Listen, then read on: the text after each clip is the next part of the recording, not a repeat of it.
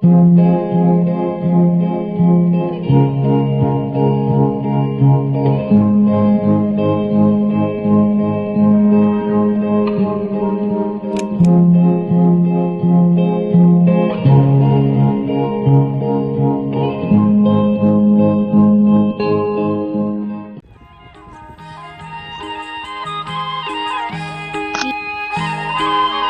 साथीहरूलाई नमस्कार। हामी चाहिँ अहिले खप्तर नेसनल पार्कमा छौँ। अहिले हामी खप्तर नेसनल पार्क घुम्न गइरहेका छौँ।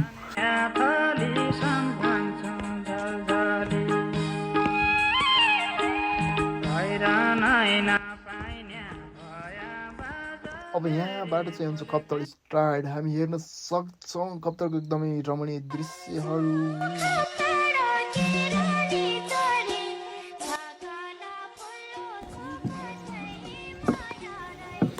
अहिले चाहिँ हामी त्रिवेणी धाममा छौँ होइन। तीनवटा नदीको सङ्गम स्थल खप्तरको त्रिवेणी धाममा ठ्याक्कै हामी पुगेका छौँ। अहिले करिब हामी 5 बजीतिर। यो चाहिँ त्रिवेणी धाम हो। एकदमै अद्भुत देखिएको छ यो दृश्य, यो ठाउँ होइन। वाउ, यस ठाउँमा पुग्दा स्वर्गमै पुगे झैँ अनुभूति गर्न पाइन्छ होइन। यो दृश्यहरू तपाईँहरू पनि हेर्नु होला।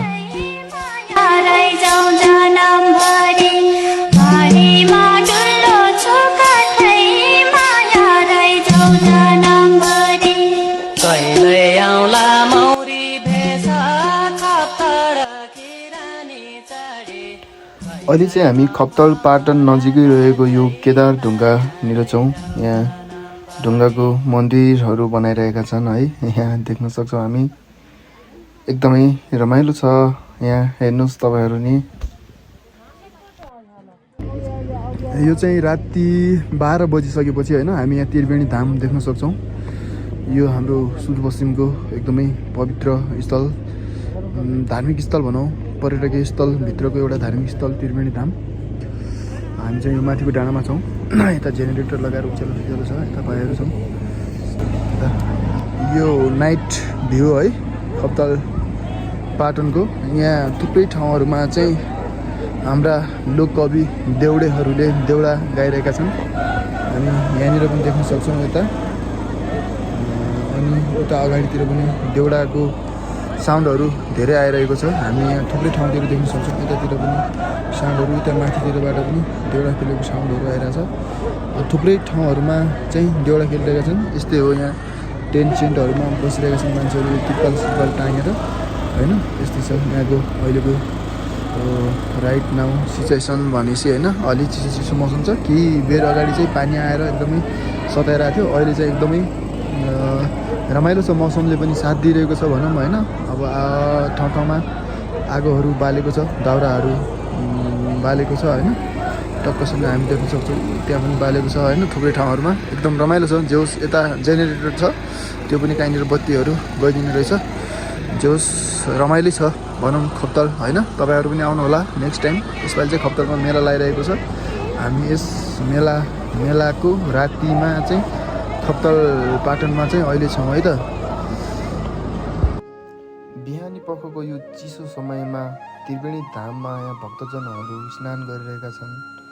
यस्तै चिसो ठाउँ, त्यो पनि चिसो पानीमाथि नुहाइरहेका छन्। हामी यहाँ हेर्न सक्छौँ। हेलिकप्टर हेर्नेको लाइन यहाँ।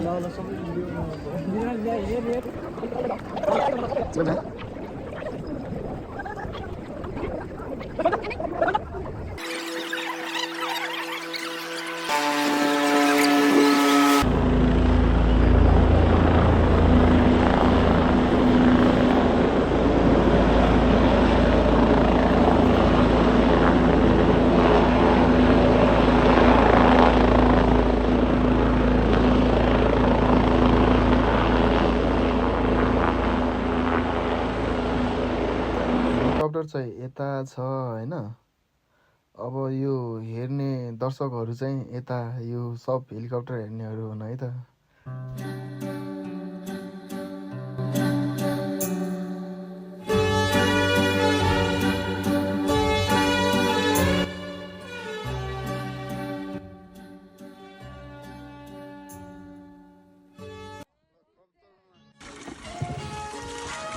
अहिले चाहिँ म यो केदार धाराको पानीतिर छु होइन। यहाँ देख्न सक्छौँ यो केदार धारा एकदमै चिसो चिसो पानीमा हात छोयो भने नि पोल्छ है त। यो पानीले चाहिँ खतरा चिसो छ। 2 दिनको यो खप्तडको बसाइपछि आज चाहिँ हामी घर फर्किँदैछौँ होइन। एकदमै रमाउने यो लाइफको एकदमै कहिल्यै बिर्सिन नसकिने एकदमै मेमोरेबल टाइम हुनेछ होइन। एकदमै रमाइलो, एकदमै इन्जोय, एकदमै रमाइलो गऱ्यौँ। एकदमै सुन्दर छ खप्तड। तपाईँहरू पनि आउनुहोला होइन, यो ठाउँलाई भिजिट गर्नुहोला। तपाईँहरू यहाँ आउँदाखेरि बाटोमा थक्नुहुन्छ होला, तर यहाँ पुगिसकेपछि तपाईँको थकान चाहिँ मेटिने छ। तपाईँहरू पनि समय मिलाएर हाम्रो खप्तड चाहिँ एकचोटि अवश्य घुम्नु होला है त। Visit our Khaptad.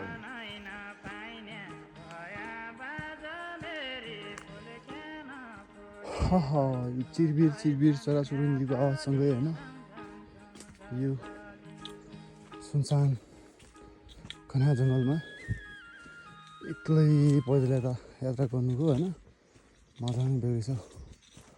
वाउ।